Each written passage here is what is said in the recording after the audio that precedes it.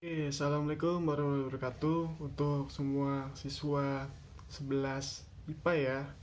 Khusus pada kesempatan kali ini, perkenalkan nama saya Pak Iban ya, atau nama lengkapnya Iban.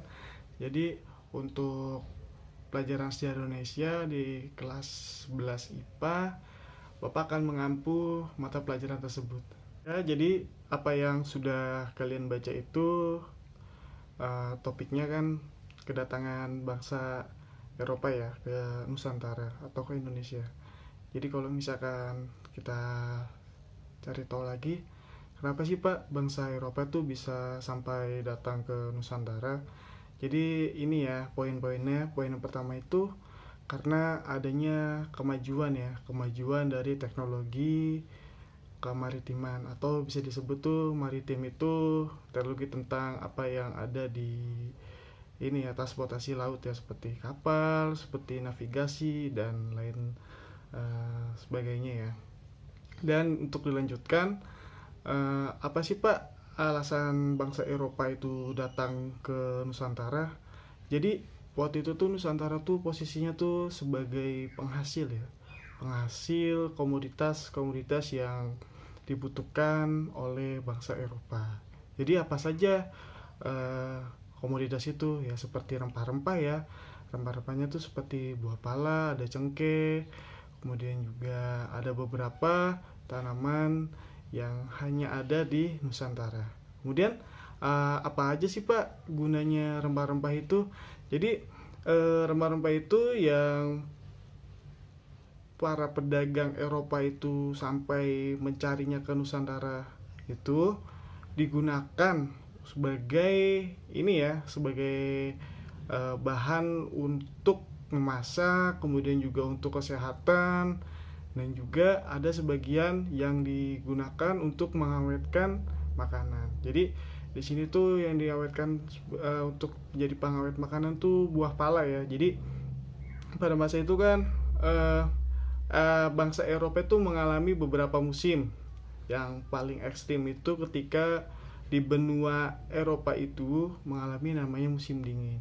Jadi mereka tuh mencari cara bagaimana caranya agar bahan makanan mereka itu tetap awet ya, dan bisa disimpan yang lama selama masa musim dingin. Jadi salah satunya adalah buah pala. Kalau misalkan kita lihat pada masa sekarang kan sudah ada kulkas ya, jadi kulkas sudah bisa nyimpen seperti daging atau bahan makanan olahan seperti nugget, bakso, dan lain sebagainya. Selain berbicara tentang apa saja yang dicari oleh bangsa Eropa, ternyata selain tujuannya itu untuk berdagang, ada juga tujuannya ya, seperti adanya semboyan 3G ya. Gold, Glory, Gospel. Kalau misalkan kita urai lagi, kita bicarakan lagi, dijelaskan lagi tuh apa sih 3G itu?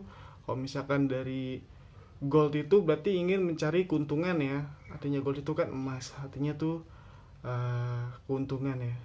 Kemudian ada glory. Glory itu artinya kemenangan, kemenangan atau suatu pencapaian apa namanya, mengambil atau menguasai suatu daerah. Kemudian ada gospel. Gospel itu kalau misalkan pada masa ini ya, masa penjelajahan dunia itu sebagai tujuan untuk menyebarkan berbagai apa namanya agama yang mayoritas dianut pada bangsa Eropa, yaitu istilahnya tuh ini ya, kristenisasi atau penyebaran agama Katolik.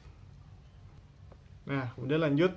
Kenapa sih Pak bangsa Indonesia pada saat itu tuh menerima saja? Karena bangsa Indonesia pada masa itu tuh masih disebutnya tuh penduduk lokal ya.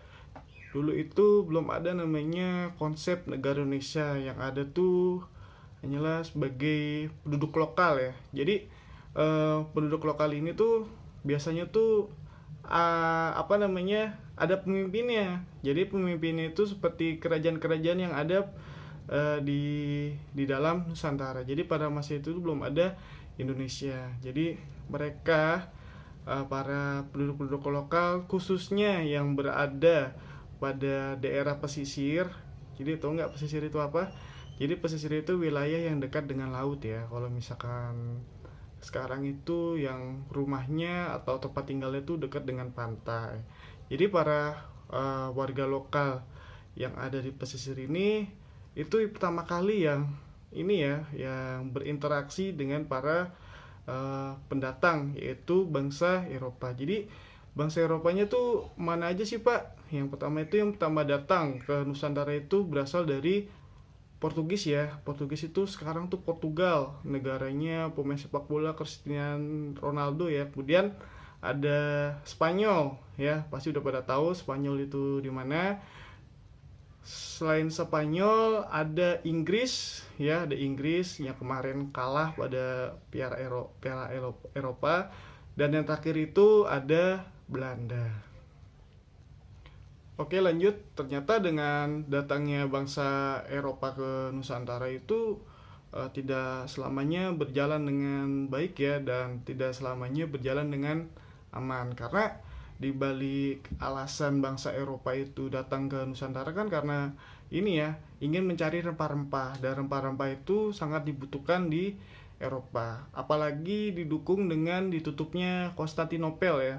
Jadi Konstantinopel itu tadinya tuh di bawah pengaruhnya ini ya, di bawah pengaruhnya tuh dari bangsa Eropa. Tetapi ketika Konstantinopel itu direbut oleh ini ya, oleh golongan Islam, kemudian Konstantinopel itu ditutup untuk kegiatan berdagang, khususnya pedagang dari Eropa, maka bangsa Eropa tuh kesulitan untuk mencari rempah-rempah, sedangkan rempah-rempah ini sangat dibutuhkan ya untuk kehidupan sehari-hari. Contohnya aja untuk menjadi bumbu, kemudian untuk obat-obatan, dan yang paling penting itu sebagai bahan pengawet.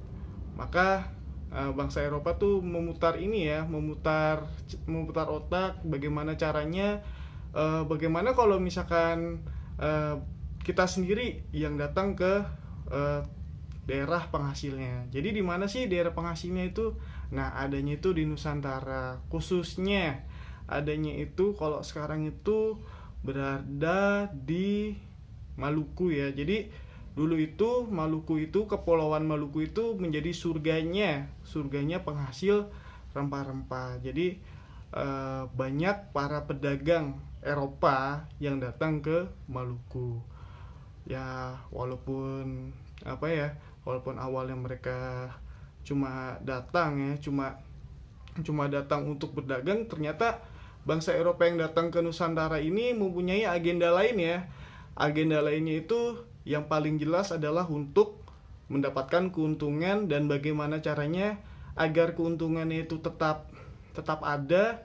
Ya salah satu caranya adalah dengan menguasainya. Jadi seperti itu ya, sesuai dengan semboyan mereka ada 3G ya, God, Glory, Gospel. Jadi selain untuk mendapat keuntungan, dia juga ingin menguasai.